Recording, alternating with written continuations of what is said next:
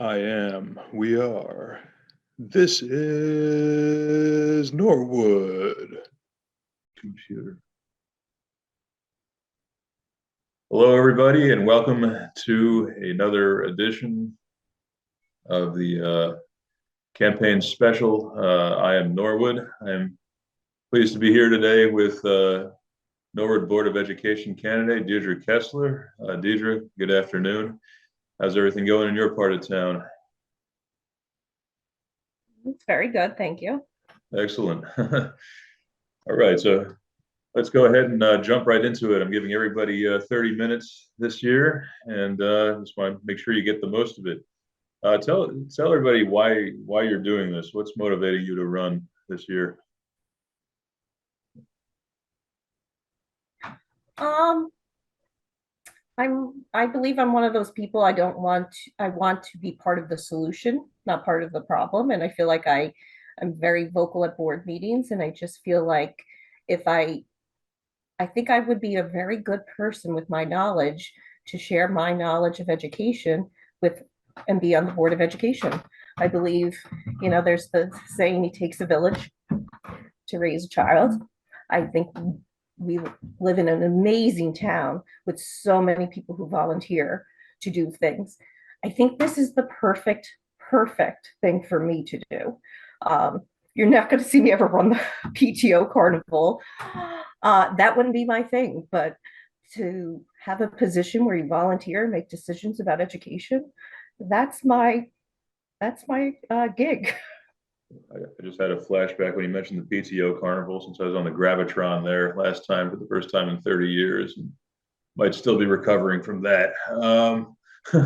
What are the biggest issues as you see it that are facing the board at present, if any? I think one of the biggest things is the teacher shortage, which is not an issue for Norwood, but I think it's a nationwide. There seems to be a shortage of teachers and teacher substitutes and filling those empty positions, dealing with when there's a medical leave, dealing with there's a retirement, a maternity leave, which are things that are going to happen in Norwood and are going to happen everywhere. And I think it's I think all districts are really struggling to make sure that they have the staff available. And I think that's probably that I think is the biggest thing. I know many people are concerned about test scores. About Norwood's test scores. I think that is a concern. Um, and I believe that is something that, with my knowledge of giving that state test, I think I could help improve the test scores. Okay, okay. And just not to go backwards in time, but where did you grow up and attend elementary school? I grew up in Bergenfield, New Jersey, Okay. so not far away. Nope. And now I'm back teaching in Bergenfield, New Jersey, And you've and moved have been an around. employee of Bergenfield School District for over 20 years. Okay, okay. And what, if anything, do you take away from your education in Bergenfield as being applicable to anything you've identified so far today with the school district, with Norwood? Um, I grew up in a town that was very diverse, and that was just the norm for me. And that, like, you were just expected, like, everybody got along with each other. And I just feel like that's to learn to accept people and their differences, and just, um, and have pride, bear pride, Bergenfield Bears. Excellent. Have pride in where you live and in pride in your school. Yes, indeed. Norwood Eagles, stand up. Oh, somebody just screamed in the other room. That's exciting. Okay. Name one thing you'd like to see the school board put more tax money towards, if anything, right now. I would like them to, I know they've put a lot of money and they've used a lot of the CARES, the ESSER grants towards training of balanced literacy. Um, I don't think they put as much money into their multisensory reading program, which I believe is a huge, huge component that would improve test scores. Um, and I think that if you saw the balance of what they're spending on balanced literacy as opposed to what there's, which was like over 100,000, as opposed to multisensory, which like I've seen different amounts, but it's less. And I just feel like there is a huge push in education to do more structured literacy, not balanced literacy and the science of reading, and to put that money into that. And I believe that you would see test scores go up. Okay. Now, I'm a literate, so to speak, in these different types of literacies. Can you just break it down for me as a designated village idiot doing this interview? What both two types mean, or are, I should say? So, teaching reading, I'm an elementary school teacher, so I've been teaching Okay. reading for so I've done general ed, I've done first, I've done second. I've due to teachers, currently an interventionist for reading and math. Okay. So I've done quite a number of different things. Um, Through education, you kind of see these cycles of like how you learn to read. And so depending on your age, you might have went through a different program. Um, so balanced literacy is more where you're pulling kids to do guided reading groups. Structured literacy is more with the taking reading and understanding. You need to decode and comprehend the so and putting those together. It's if you ever Google science of reading, it's they have the two ropes, and it's almost like you're stranding them together. Okay. There has not been as much focus on decoding the last couple of years. And there's been such a huge push that there are so many kids who can't read when they take that state test. They can't read the test because some of them are struggling to actually read it, to decode those words, sound out the words. I'll Okay. use sound out the words. The phonics first program that Norwood is using, which is used in almost every district in Valley, and they've been using it a lot longer than we have, really teaches children how to decode words in such a structured way that it's just, I wish I learned this when I first started teaching, and it took me so many years to learn this that I regret the classes that I didn't teach them how to read this way. So it's just it's the program that you would use, the multisensory approach, using all of your senses, using your arms, using it's visual. It's a 3-part drill: auditory, visual, kinesthetics, using all of that, so that instead of looking at pictures to guess what words are, because when you look at a 4th or 5th grade, when they're reading a novel, there's no pictures anymore. So Right. when we are giving kindergarten kids books and they're looking at pictures and they're using those pictures to look at those words, that skill only takes them so far. What happens to those things? And some kids naturally pick up reading and some kids struggle. And I believe any child, and there's states that have been doing this for a lot longer. If you look at their data of their test scores are going up. People that have been doing this for a very long time, you're teaching the morphology of the language, and then you're just going to have such a strong understanding of how to read, and then from there with the comprehension, you get that really tight rope. Okay. I thank you for breaking that down. I feel imminently smarter than I did 2 minutes ago. That's good.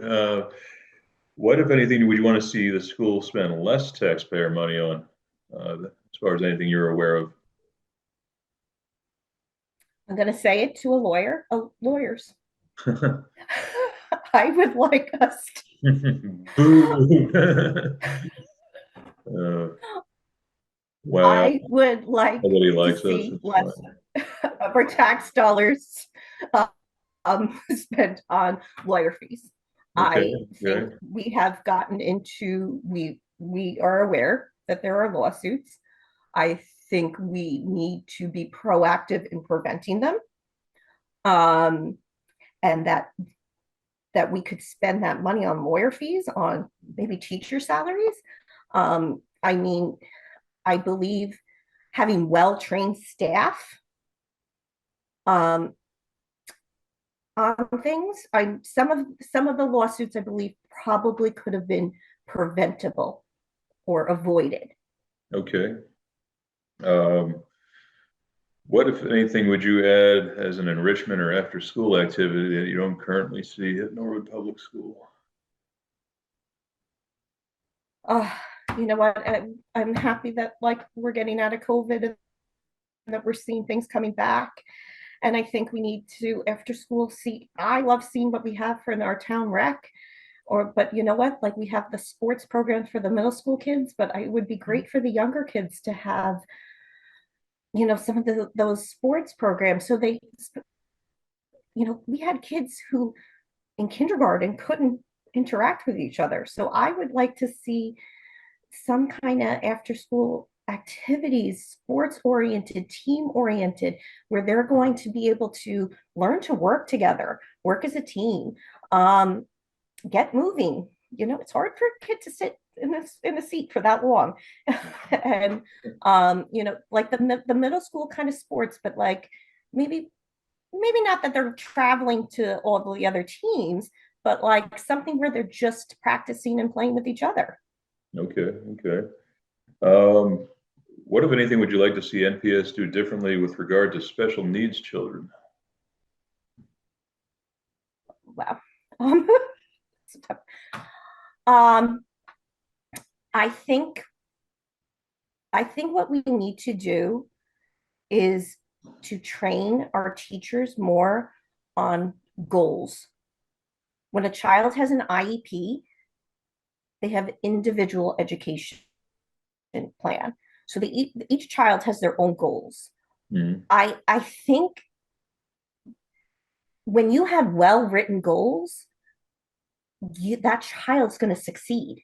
And if a child, if that staff is really implementing those goals and making sure and monitoring them in the correct way to make sure that they make that progress, you're going to see success. Everybody's program is not going to look the same. That's why it's called an individual.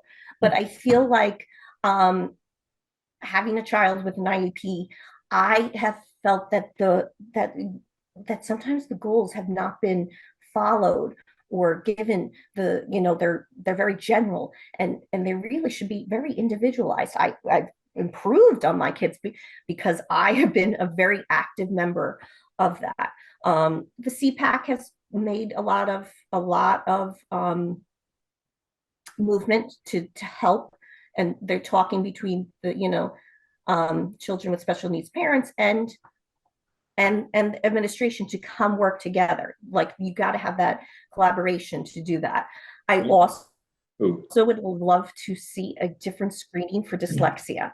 New Jersey is required to give a screening for dyslexia, but for a child by the time they're in second grade. What Norwood uses as their screening for dyslexia, I do not believe is the best. And I feel like we're letting many children slip through the cracks. And there's so many better assessments out there that could focus on that. And children with dyslexia, they if you don't catch that, it takes so long for them to learn to read. And how they learn to read is that multisensory approach that I was talking about. Okay. And I think if we start using that program in kindergarten, you're going to really see those kids. And if you're not seeing that progress, you're seeing those signs for dyslexia. So I really wish Norwood would use a better screening process for dyslexia. Okay. One small question to go back on that. When you refer to CPAC, I assume you're not referring to the Conservative Political Action Committee, but something else. Just let me play the village idiot again and ask what you're referring to there.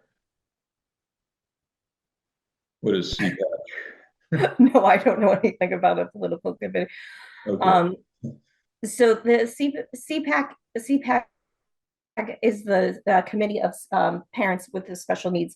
It was Got it. a Okay. committee run Yeah. by parents who are trying to advocate towards um, working with administration on um, improving Norwood's program. Okay. Okay. Um, have you had an opportunity to get familiar with NPS's HIB? That's B as in boy, the harassment, intimidation, and bullying policy. And what, if anything, are your thoughts on the status of that?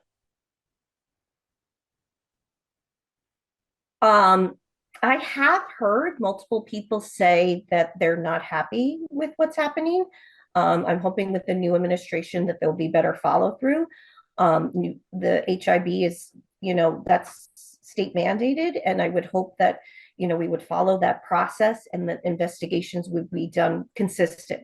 I think consistency is key to so many things. So with HIB, so I mean that uh, doing things in a timely manner. If you're going to investigate and you're going to ask children about what something that happened, you need to do that very quick because you're not going to start asking these kids like weeks after about something.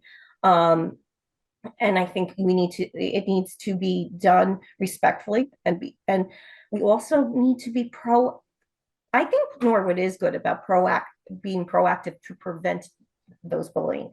But those cases, bullying does happen, and I think we need to be very, very consistent with dealing with it and consequences for that, so that way it does not continue to happen time after time after time. Okay. Let me give you a hypo loosely based on real events, although I can't explain where or who. Um, Say you have a teacher that sees a student bring a lighter into class, tells them simply put it away, doesn't take it and put it in the June drawer, doesn't otherwise confiscate it. And within a matter of minutes, he sets another student's hair on fire. How do you think something like that should be handled internally by the school?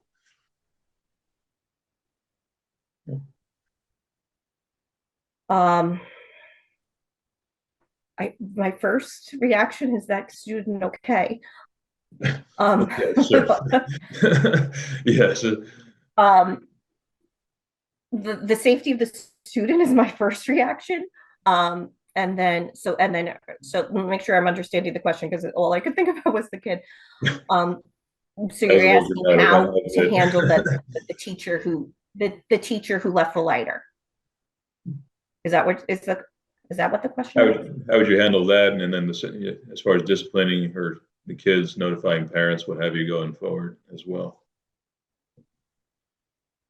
I think there needs to be an investigation that would be done by administration. Um, I mean, I would hope then you're going to bring everybody you have on that school, the guidance counselors, health professionals, to be able to explain to children that situation. I think, depending, the district, like there's a procedure to be followed in those kinds of things. Um, I mean, and then again, that is an absolute disaster that happened. What are you going to do to make sure that doesn't happen again? um you know Okay, okay, the child that got hurt, but we need to now learn from that. So is there now going to be a policy of when something that is of danger found on a student, does it get sent to the office right away? Does that student get sent to the office? You got to prevent you got to deal with the accident that happened. hmm um I don't even know if you call that an accident. Incident, um I think. Lawyer chiming in, incident, I believe. incident is a good word.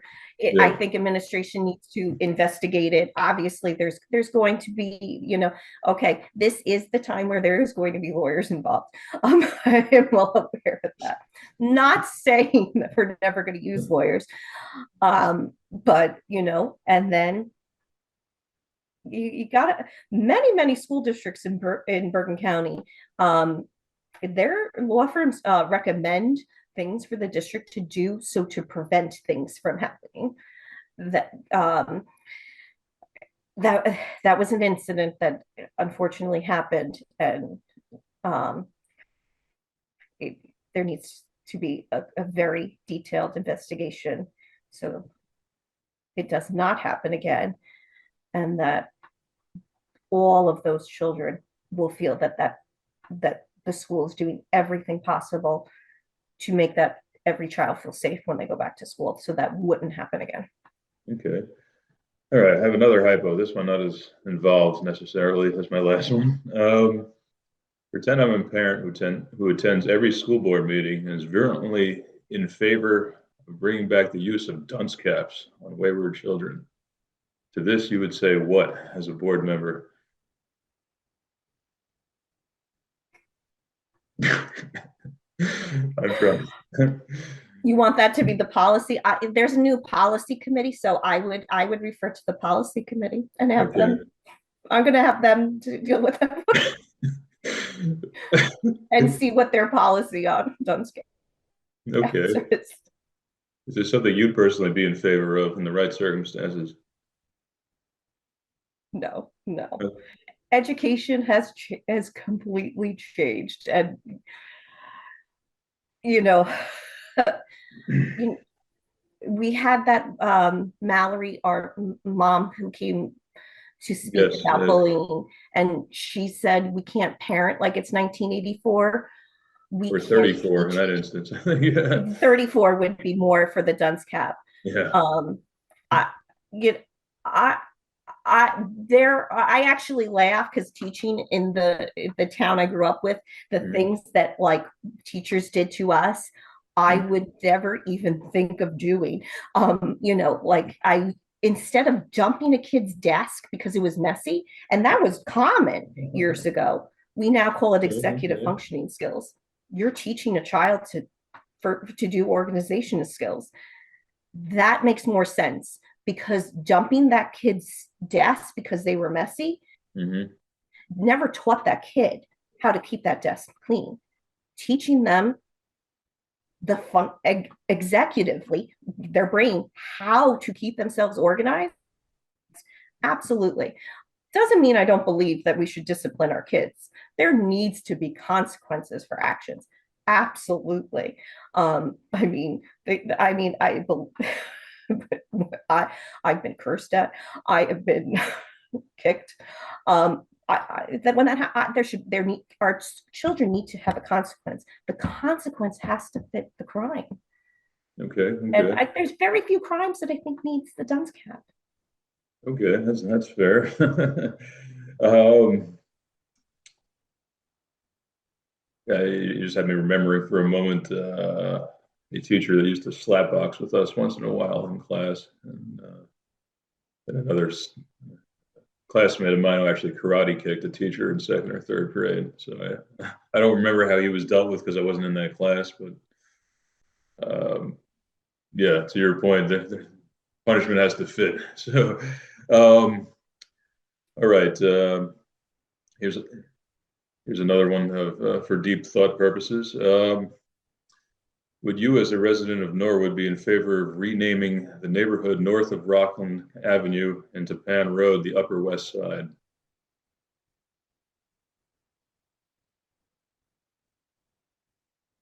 North of where? North of Rockland Avenue and Tapan Road.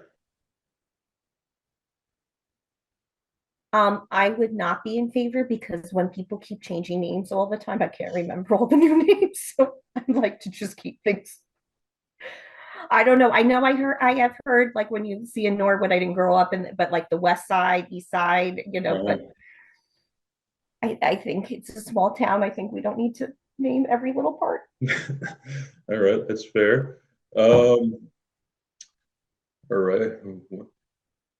Just to play cleanup, if you could change any one NPS policy that you're currently aware of, what would it be? Policy. I don't think they have the dunce cap though, right? No, I'm not sure. I haven't gone to too many board meetings this year. The schedule has not been friendly. They may have been brought back in my absence.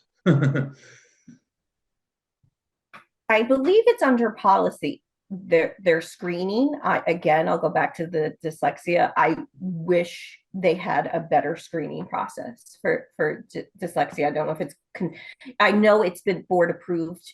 Every school district in New Jersey has to screen children for Okay. dyslexia, and I would like them to have a better one. So I'm going to call that a policy. All right. All right. Now, any final thoughts?